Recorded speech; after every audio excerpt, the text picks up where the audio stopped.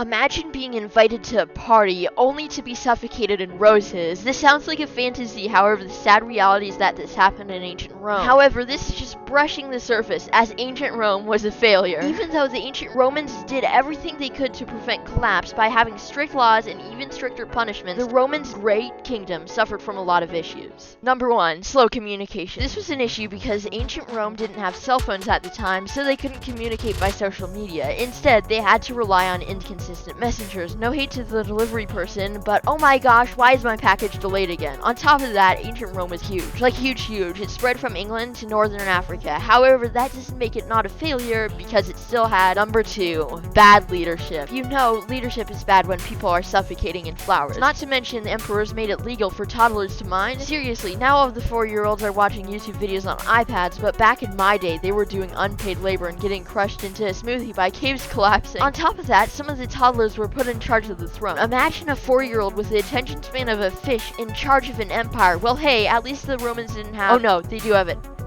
Help! Number 3.